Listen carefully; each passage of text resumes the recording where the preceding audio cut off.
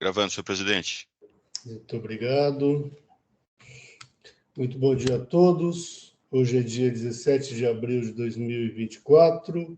Estamos iniciando a sessão de julgamento da terceira Câmara Julgadora do Tribunal de Impostos e Taxas do Estado de São Paulo. Sejam todos bem-vindos. Hoje teremos duas sustentações orais. Iniciaremos pela Petrodansk, o patrono está aí. Tem um barulho aí, o microfone aberto, doutor Paulo, doutora Luciana. Muito obrigado.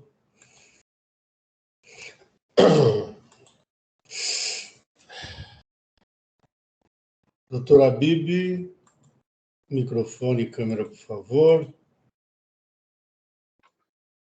Bom dia, senhor presidente. Tudo bem? Graças a Deus. Deixa eu só registrar aqui a sustentação oral.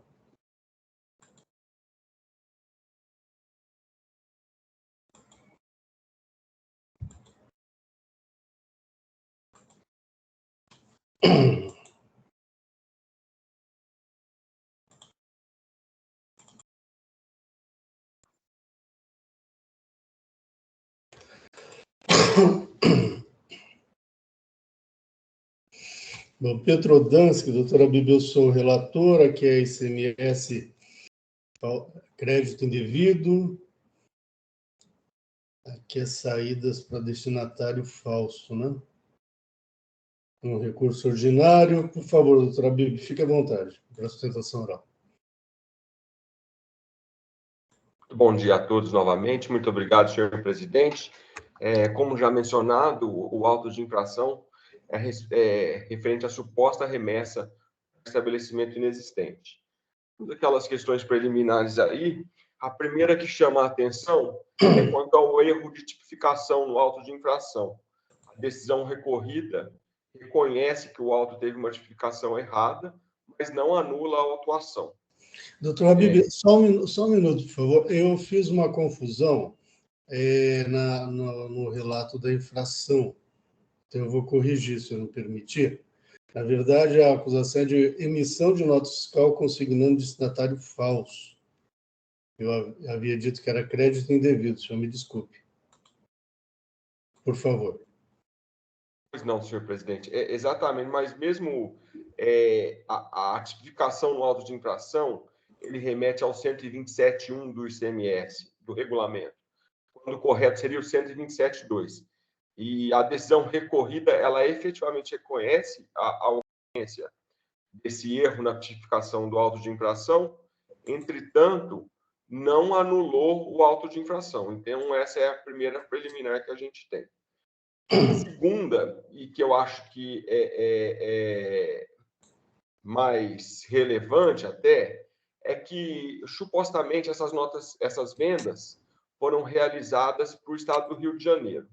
Então, o fisco paulista pediu para que o fisco carioca fizesse a verificação da existência do estabelecimento comprador.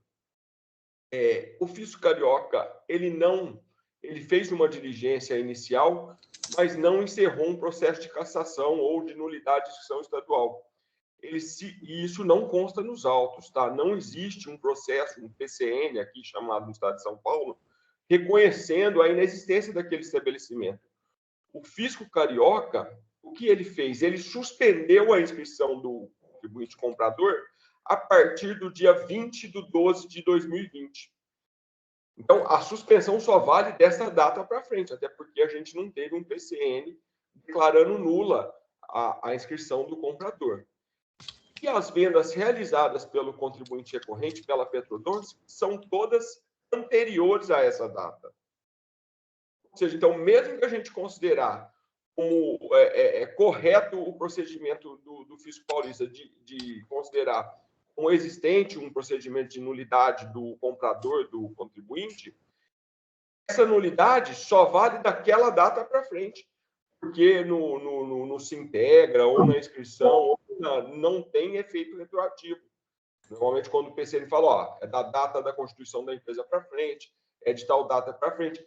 Ali não, ele fala a partir do dia 20/12/2020, para quando todas as operações discutidas nesses autos já haviam ocorrido. Então, não tem que se falar em venda para estabelecimento diverso. E isso não foi analisado pela decisão da DTJ. A DTJ foi omissa nesse ponto. Então, é uma coisa que pode ser levada até por nulidade futura, né? Deve ser bem analisada para evitar nulidade futura. E, em virtude disso aí, a gente tem um auto de infração nulo por ofensa 142, a ofensa ao contraditório, enfim, tudo isso acredito que está bem exposto no recurso. E o último ponto, já entrando na questão meritória, é que a Petrodans, que ela toma cuidado quando faz as suas compras, ela faz um relatório do contribuinte comprador. Então, ela manda uma pessoa até a sede do estabelecimento para ver se ele tem capacidade de compra e etc. Então, esse relatório foi anexado aos autos. Toda a carga foi retirada direto na Petrodans. Existe comprovação de pagamento. Então, aí seria aquela aplicação inversa da súmula 509 do STJ, mas a recorrente tomou cuidado nessas questões e recebeu a mercadoria, recebeu pelo valor contratado a venda, fez uma diligência junto ao estabelecimento e ele tinha capacidade de armazenagem desses hidrocarbonetos, né, que são solventes que a empresa vende. Enfim, está demonstrado que ele é um terceiro de boa-fé que vendeu para esse contribuinte do Estado do Rio de Janeiro e não pode ser penalizado. Uma questão que sequer nós temos uma declaração de idoneidade do estabelecimento válida. Isso é muito importante ser frisado. O Rio de Janeiro não disse que esse contribuinte é inapto. E se a gente considerar a suspensão a partir do dia 20 do 12, salvo engano, ou 14 do 12, eu não me recordo aqui, mas é do mês 12, todas as vendas do contribuinte paulista já haviam sido feitas. Então, de forma muito breve, era isso que eu tinha para passar. Eu imagino que o relator já tenha analisado essas questões que estão bem expostas no recurso. Era só para ressaltar essa questão da inexistência do PCN. Muito obrigado a todos e bom dia. Ok, muito obrigado, doutora Bibi. Eu sou o relator, não tenho questionamentos. Representação fiscal, algum questionamento ao patrono? Não. Muito obrigado. Doutora Mara, algum questionamento? Muito obrigado. Doutor Alexandre? Muito obrigado. Doutor Paulo? Não, nenhum questionamento. Muito obrigado. Eu já adiantei o voto para a Câmara. Eu vou passar a ler, e eu estou convertendo em diligência, doutora Bibi. Deixa eu ver, só acertar aqui o meu computador.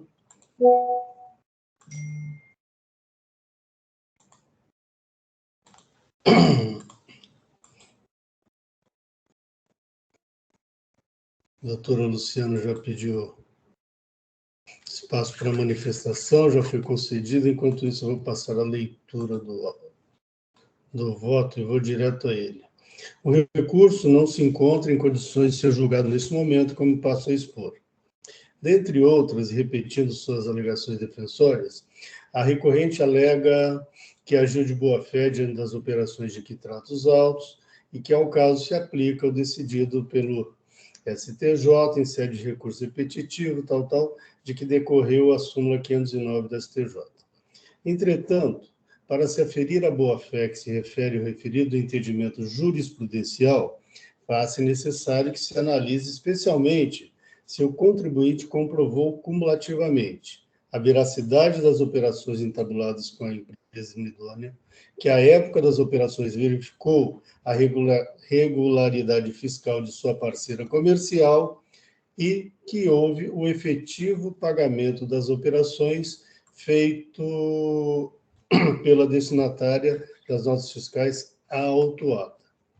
Entretanto, analisando-se a adesão à COP, não se encontra manifestação clara e objetiva quanto ao cumprimento ou não de tais requisitos, dado que, no ponto, na análise dos requisitos da boa-fé, as conclusões da decisão ACO vão no sentido, por exemplo, de que a autuada tinha conhecimento de que o endereço consignado nos documentos fiscais, como de destino, não tinha estrutura industrial ou logística para receber as mercadorias, ou ainda que o endereço da autuada não tinha condições operacionais para receber ou armazenar mercadorias, ou ainda, quanto aos comprovantes de pagamento, a autuada apresenta boletos bancários e extrato de movimentação de carteira de cobrança, os quais, entretanto, não servem como prova do efetivo destino das mercadorias.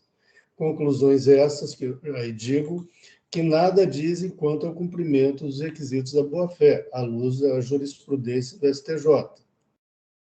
Note-se que, especialmente quanto aos comprovantes de pagamento, a adesão à qual limita-se a asseverar que não servem como prova de efetivo destino das mercadorias. Porém, não diz se prestam ou não, falta aqui um complemento, viu? Se prestam ou não a comprovar os pagamentos feitos à autuada. Este, talvez, o principal requisito para o reconhecimento da boa-fé jurisprudencial. A devida análise dos referidos requisitos de boa-fé, o que se faz pelo exame das provas carreadas aos autos, ganhou grande relevo em razão da jurisprudência dominante decorrente da súmula 509, etc. e tal. É certo que o órgão julgador não está obrigado a analisar todas as alegações e documentos trazidos aos autos. Porém, em relação a questões diretamente ligadas à solução da lide, como é o caso, deve ele enfrentá-las de modo claro e objetivo, o que não se viu na decisão recorrida. Em razão do exposto, tenho que os autos devem retornar a julgador monocrático para complementação do julgado, analisando e se pronunciando sobre se a autuada cumpriu ou não os requisitos da boa-fé, à luz da jurisprudência do STJ. Requisitos estes que, por envolver questão probatória, não podem ser analisados apenas nessa via recursal, porque implicaria em indevida supressão de instância e, consequentemente, feriria o princípio do duplo grau de jurisdição, pois a parte sucumbente não teria instrumento processual, dentre os previstos na Lei 13.457 de 2009, para ver reanalisados os aspectos fáticos relacionados ao caso. É como voto. Em discussão, doutora Luciana. Enquanto isso, eu já vou fazendo uns ajustes aqui no meu voto, tá? Doutora Luciana, por favor. Obrigada, doutor Belmar. Eu vou ler a manifestação que eu coloquei no processo. Pedimos vênia à terceira Câmara Julgadora, em especial ao senhor relator doutor Belmar Costa Ferro, para externar a posição da representação fiscal sobre o voto e a matéria em discussão. Como já bem exposto em seu voto, trata-se de emissão de documentos fiscais consignando declaração falsa quanto ao estabelecimento de destino. Entendeu o senhor relator que o processo não estaria em condições de julgamento, sendo necessário o retorno dos autos à primeira instância para que a ilustre julgadora complementasse o seu voto em relação aos requisitos para a demonstração de boa-fé. No entanto, duas questões se põem. Preliminarmente, o argumento de insuficiência de análise dos requisitos postos para reconhecimento da boa-fé não foi aventado no processo, seja pela recorrente, seja por essa representação fiscal. Também não se verifica pedido de nulidade ou complemento da decisão a qual. Assim, não havendo pedido de qualquer das partes, o retorno dos autos à primeira instância configura a decisão extrapetita. A colenda Câmara Superior tem decidido no sentido da impossibilidade de declaração de ofício de fundamentos jurídicos não trazidos pelas partes, conforme voto proferido pelo ilustre doutor Alberto Podgaek, nos autos do auto 4083604. Eu colei aqui o trecho do voto do doutor Alberto Podgaek, e citam-se outros julgados da colenda Câmara Superior no mesmo sentido, conforme ementas abaixo transcritas. E aí eu transcrevi mais algumas ementas de decisões da Câmara Superior. Superando-se tal preliminar, entendemos que não há lacunas a serem sanadas pela ilustre julgadora em seu voto, uma vez que a aplicação da tese da boa-fé foi afastada nos itens 45 e 46. No item 45 ela diz: no que tange a alegação do que teria agido de boa-fé, sendo aplicável o entendimento do Superior Tribunal de Justiça, consolidado na súmula 509 e no julgamento do RE 148.444 de Minas Gerais, ressalvamos que o enunciado trata do direito ao crédito do adquirente de boa-fé, situação diversa da discutida no presente lançamento, relativa à emissão de documento fiscal, consignando declaração falsa quanto ao destinatário. Ademais, o entendimento da Corte somente é aplicável caso o contribuinte demonstre ter verificado a regularidade da contratante. No caso, as provas constantes nos autos demonstram que a autuada tinha conhecimento de que o endereço consignado nos documentos fiscais como destino não tinha estrutura industrial ou logística para receber as mercadorias. Da leitura do voto, fecho aspas. Da leitura do voto, verifica-se que a julgadora afirma que a tese de boa-fé apenas seria aplicável caso o contribuinte demonstrasse ter verificado a regularidade do contratante. A julgadora afirma ainda que, no presente processo, restou demonstrado que o autuado tinha conhecimento da irregularidade da destinatária. Assim, é claro o entendimento pela inaplicabilidade de tal tese. Uma vez afastada a aplicação da tese de boa-fé com base no conhecimento da ausência, no conhecimento da autuada em relação à condição irregular do destinatário, não há que se falar em necessidade de análise dos demais parâmetros. A informação de que os comprovantes de pagamento não demonstram o destino da mercadoria foi feita em um contexto em que a boa-fé já havia sido afastada, de forma que a única possibilidade de cancelamento da autuação seria com a comprovação do efetivo destino das mercadorias. Assim, entendemos que a decisão proferida está devidamente fundamentada, não havendo que se falar em nulidade ou necessidade de complementação. Diante do exposto, pede-se o não provimento do recurso ordinário nos termos das contrarrazões desta representação fiscal e da presente manifestação, mantendo-se a decisão recorrida. Esse é o parecer que submetemos à apreciação dessa colenda Câmara. Obrigada. Muito obrigado, doutora Luciana. Eu, como relator, eu vou só fazer algumas considerações. Aqui, os fundamentos, sobretudo os acordos indicados pela representação fiscal, diz respeito a decisões de mérito, como decadência, eu entendo como mérito, entre outras, onde houve o fator surpresa. E essa Câmara ela julga exatamente igual. Entretanto, aqui não se está anulando decisão nenhuma. Aqui nós estamos apenas determinando a complementação de análise de provas que não foi feito exatamente quanto aos requisitos de boa-fé.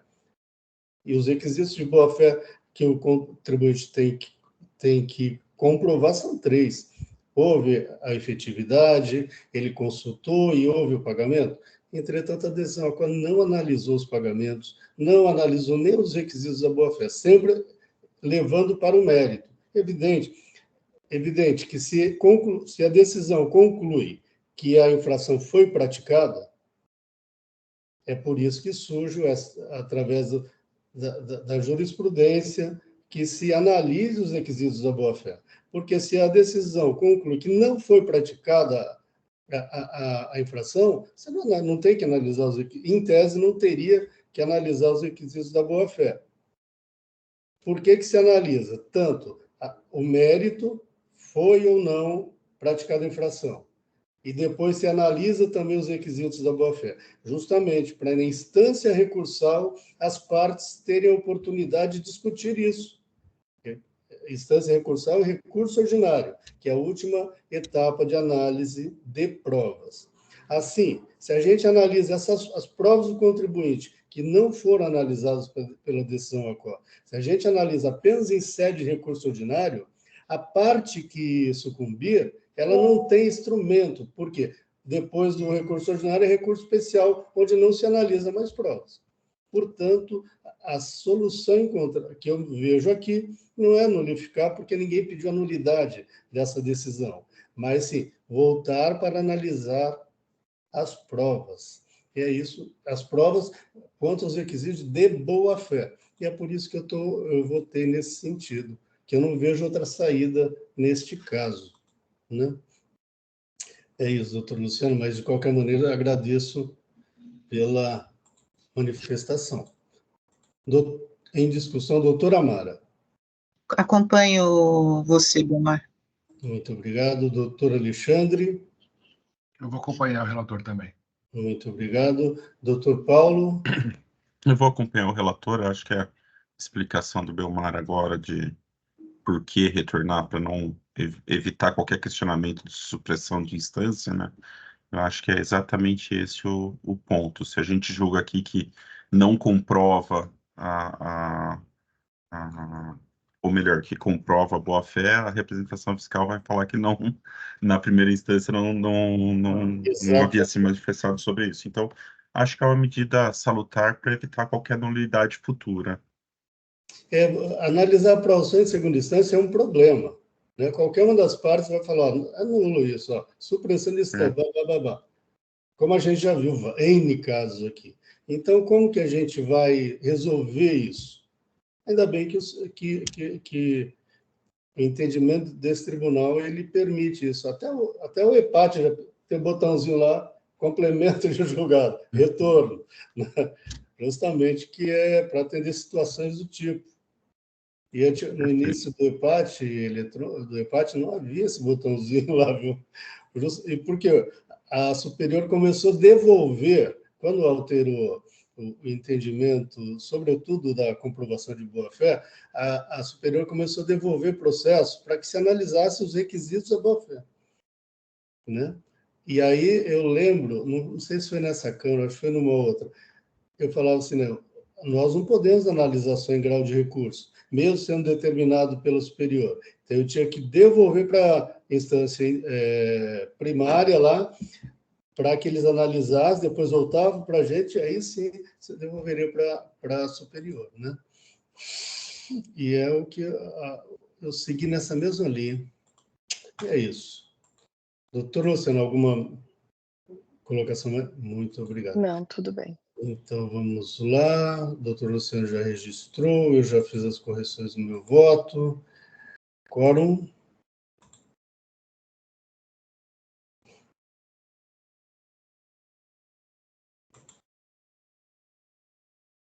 Em votação.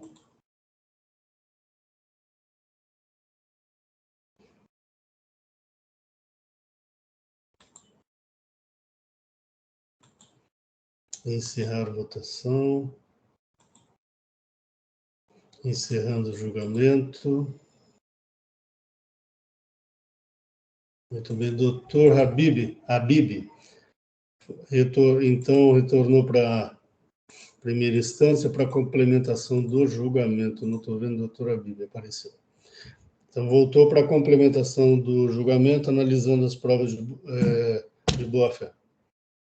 Obrigado, senhor presidente. Bom dia a todos e bom trabalho. Muito obrigado, tenha um bom dia. O próximo processo é Piacentini, relator o doutor Alexandre, a patrona está presente. Hoje, doutora Mariana Rodrigues, muito bom dia. Bom dia. Vamos lá. Doutora, basta um resumo das acusações. Doutor Alexandre, por favor. Bom dia a todos. Aqui a Piacentini ela é acusada de suposto creditamento indevido do imposto por situação de documentos no período de maio de 2019 a março de 2020 da empresa fornecedora Gewalt Friend Indústria e Comércio. O contribuinte apresentou defesa e a autuação foi mantida em primeira instância ao entendimento de que não havia provas da boa-fé. Muito bem, doutora Mariana, por favor, fique à vontade. Belmar, só para me antecipar, como eu acho que eu adiantei que eu vou converter em diligência o julgamento, perguntar para se a patrona pretende fazer a sustentação oral agora ou depois, como é que você costuma... Doutora Mariana, fique à vontade. A senhora querendo fazer a sustentação oral, garantida, se em razão do voto do relator achar que quer fazer um retorno, também. Perfeito. Eu já registrei no sistema EUPAD como feito, para efeito de comprovação perante seu cliente, por exemplo. Tá, obrigada. Acho que a ideia seria mais ou menos seguir o caso anterior para análise da documentação, né? Então, eu estou de acordo, acho que eu posso fazer a sustentação oral no retorno dos autos. Ok. Doutor Alexandre, vamos lá? Só vou registrar o voto. Muito obrigado, doutora Mariana. Eu que agradeço.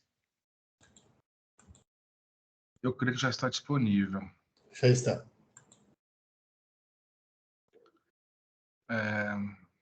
O meu voto. A autuação versa sobre creditamento devido de ICMS promovido pela contribuinte, que escriturou notas fiscais eletrônicas declaradas inidôneas pelo fisco, tendo em vista que a empresa Gewald Friend Indústria Comércio Eireli teve constatada a irregularidade do estabelecimento para o qual foi obtida a respectiva inscrição estadual. No caso de infrações relativas ao creditamento devido de ICMS, decorrente da escrituração de documentos fiscais declarados inidôneos pelo fisco, deve-se analisar o conjunto probatório de maneira que se possa constatar a efetividade das operações mercantis. Isso porque é resguardada a possibilidade de aproveitamento dos créditos de ICMS ao contribuinte que, de boa-fé, adquire mercadorias, mesmo que de empresas que tenham cometido infrações tributárias e que acabam, por tal motivo, sendo declaradas inidôneas pelo fisco. Provada a efetividade das operações e constatada a boa-fé do contribuinte adquirente, deve ser afastado o reconhecimento da responsabilidade objetiva previsto no artigo 136 do CTN. Como se vê dos autos, o FR atuante instruiu a acusação fiscal com mais de 1.000 documentos. E a contribuinte, por sua vez, trouxe com sua defesa quase 2.000 documentos que, em seu entendimento, serviriam para demonstrar a efetividade das operações que afirma ter praticado com a empresa fornecedora. Também apresentou a contribuinte um mapa de documentos identificado como documento 9, folhas 2.933 e 2.938, com o intuito de facilitar o julgamento do feito, nele indicando as folhas em que foi juntada cada nota fiscal impugnada e apenas referência a outras provas a ela relacionadas, mas sem identificar as folhas em que foram juntadas. Ocorre que a maneira como referidos documentos foi apresentada para a contribuinte acaba dificultando a análise e verificação de cada operação questionada pelo fisco nestes autos. Inclusive, por ter a contribuinte juntado, repetidas vezes, cópia do mesmo documento com o objetivo de demonstrar pagamento de notas fiscais diferentes, como se vê do comprovante de pagamento de folhas 1.613, juntado para comprovar parte do pagamento da nota fiscal número 2661, que também foi novamente juntado a folhas 1.616 dos autos para comprovar o pagamento da nota fiscal 2694.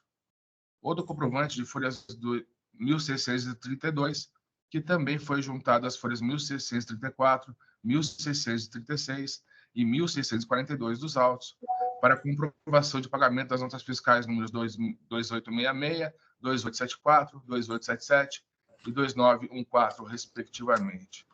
Assim, por entender que o julgador deve sempre buscar a verdade material e no intuito de obter uma demonstração mais clara e detalhada de como cada operação foi documentada pela contribuinte, entendo por converter o julgamento em diligência para que a contribuinte apresente nova versão da planilha de sua elaboração e que já foi juntada aos autos das folhas 2933 e 2938, intitulada como Mapa de Documentos, mas desta vez inserindo em cada campo de referido documento as folhas em que cada documento encontra-se juntado nesses autos: nota fiscal, ordem/pedidos de compra, comprovantes de pagamento, e-mails respectivos, extrato bancário, lançamento no livro razão, aviso de recebimento, etc. Apresentando uma conciliação objetiva entre as informações constantes de referidos documentos, medida que se torna necessária a análise da efetividade das operações questionadas pelo fisco. Deverá também, nessa nova versão da planilha, apresentar cotejo analítico entre os comprovantes de pagamento, lançamento de valores nos extratos bancários e respectivas notas fiscais, indicando as páginas em que juntados, erro de digitação, cada documento, de maneira a tornar clara e objetiva a demonstração dos pagamentos feitos para a liquidação de cada nota fiscal constante do auto de infração. Isso porque, conforme indicam referidos documentos, diversas foram as datas de vencimento para a liquidação de cada uma das notas fiscais impugnadas pelo fisco. Cumprida a diligência, com a apresentação da nova versão da planilha de folhas 2933 e 2938, aqui solicitada, deverão os autos serem encaminhados à dota representação fiscal para que possa se manifestar de maneira conclusiva sobre suas informações, voltando os autos posteriormente para a continuidade do julgamento. A diligência à hora proposta deverá ser cumprida pela contribuinte no prazo de 30 dias contados da intimação da presente decisão. É como voto, presidente. Muito obrigado, doutor Alexandre. Doutora Mariana, a senhora entendeu, né? É para reorganizar a planilha. Tá bom. Então, Combinado. A gente está falando de mais de 60 notas, então, mas eu acho que o prazo está tá Eu razoável. tranquilo pensei aqui. no prazo, doutora, porque é uma planilha que já está pronta, vocês já elaboraram ela. O que vocês vão ter que fazer só é compulsar os autos e indicar folha por folha, mas de maneira que eu possa identificar que a nota fiscal X É vinculada a tal ao pagamento pagamento. Y, Z, F, entendeu? Uhum. E compondo os valores Perfeito. também, porque ficou de uma maneira aleatória. Juntaram na sequência, mas todos de uma vez. Então, todos os comprovantes de pedido de compra, depois todas as notas fiscais, depois todos os extratos, e aí a forma de juntada dos extratos acaba atrapalhando um pouco a análise. Tá bom, combinado. Tá bom? Eu, particularmente, eu gosto quando vem nota fiscal e os pagamentos seguidos. Nota fiscal, pagamento ou a composição. Porque não cabe ao juiz ficar analisando, fazendo soma, fazendo cálculos, se pagou parcelado tudo ou não. Cabe à parte trazer claro e objetivo. Geralmente a gente faz esse joguinho, né? Compilando. Depende muito de quando esse documento chega para a gente, se a gente tem tempo hábil para fazer ou não. Então, nesse caso em específico, a gente teve pouco tempo para fazer essa defesa. Mas a ideia é realmente facilitar ao máximo para vocês. Todo mundo sai ganhando daí, né? Fica mais claro. Perfeito. Muito obrigado, doutora Mariana. Muito obrigado. Eu que agradeço. Doutora Amara, tem discussão? Doutora Amara, microfone. Soltou e ao mesmo tempo eu acompanho o relator. Muito obrigado, doutor Paulo. Acompanho o relator também. Eu também acompanho o relator. Encerramos os debates. Quórum.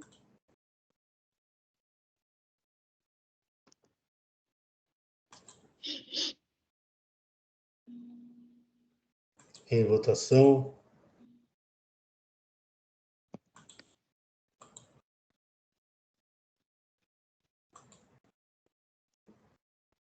Encerrando a votação.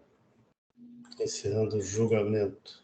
Doutora Mariana, então, foi convertido em diligência. Nós temos o voto do doutor Alexandre. Muito obrigado e tenha um bom dia. Que agradeço. Bom dia a todos. Com isso, concluímos a nossa pauta de hoje. Não, concluímos. Não, tem mais um. Novamente, semana passada foi a mesma coisa. O Belmar está com pressa. Indústria de bebidas Pirassununga, relator doutor Paulo. Vamos lá, habilitando. Doutor Paulo. É que é Pirassununga, bebidas, entendeu? Então, você já viu. É o antialérgico, doutor Paulo. Um segundo só, eu estava vendo aqui, eu tenho só uma correçãozinha para fazer.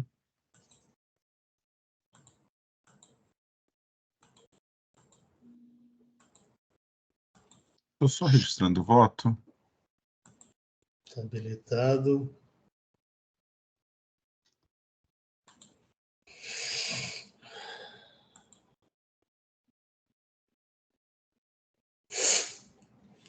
Pronto, registrei meu voto. Eu vou passar rapidamente.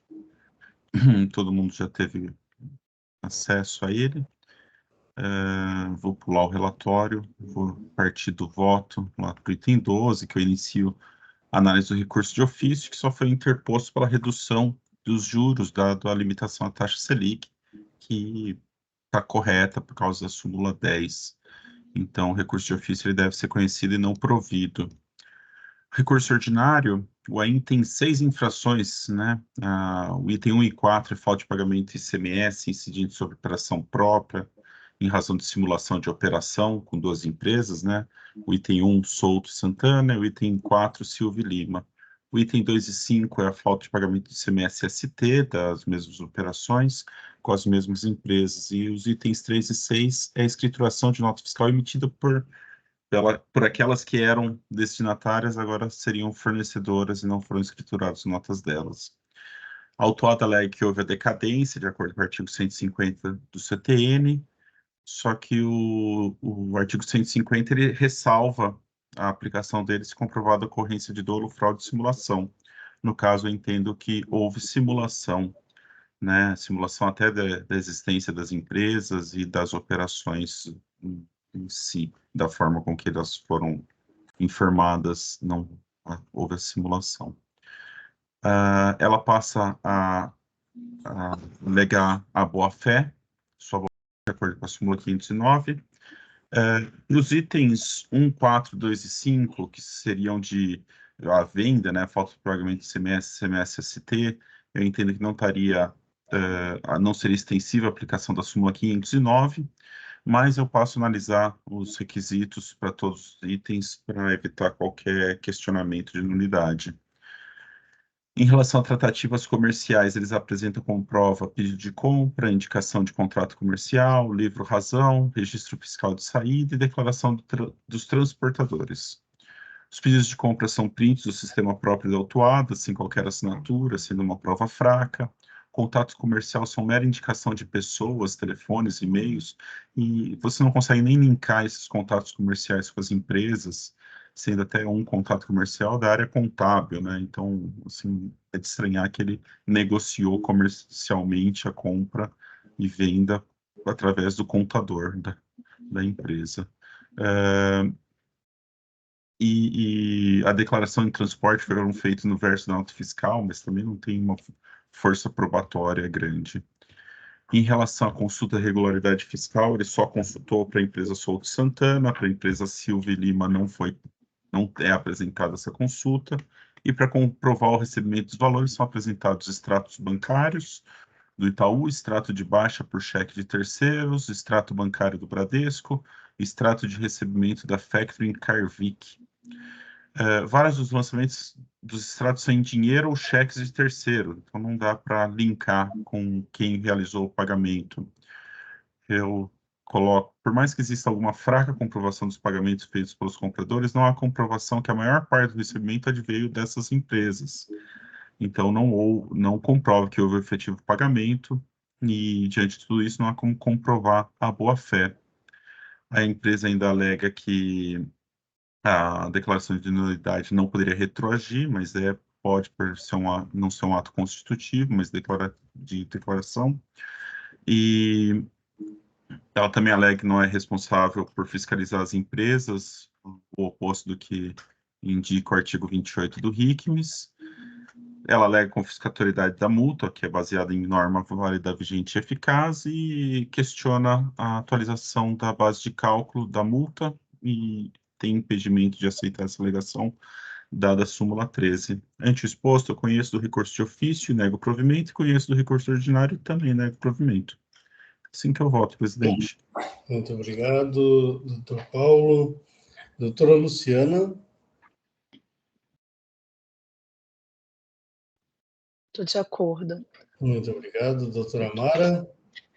Eu estou de acordo e eu não vou fazer nenhuma preferência, porque na verdade eu estou de acordo pela conclusão, porque tem algumas coisas que eu não concordo, tipo se integra, essas coisas, que na verdade eu entendo que a nota fiscal eletrônica já é suficiente para comprovar a atividade da empresa na ocasião, porque eu acho que a nota fiscal eletrônica é uma evolução do se integra em relação à possibilidade de regularidade cadastral da empresa, porque o se integra diz isso mesmo, se está ativo, inativo e não demonstra mais nada. E a nota fiscal eletrônica, ela não é emitida quando existe alguma pendência ou algum problema com a Secretaria da Fazenda, especialmente quando o devedor está com, como é que fala? Algum regime especial de recolhimento, etc. Então, é só nesse aspecto, mas eu concordo no geral com aquilo que foi feito. Tá? Então, não vou fazer preferência, mas é só para vocês saberem a minha opinião. Ok, doutora Mara, muito obrigado. Doutor Alexandre? Eu também acompanho o relator, presidente. Muito obrigado. Eu também acompanho o doutor Paulo, relator. Quórum.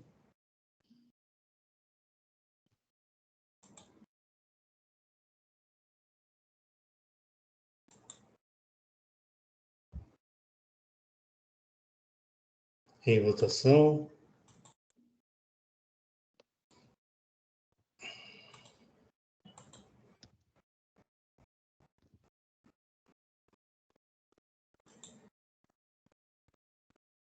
Encerrando a votação. Encerrando o julgamento.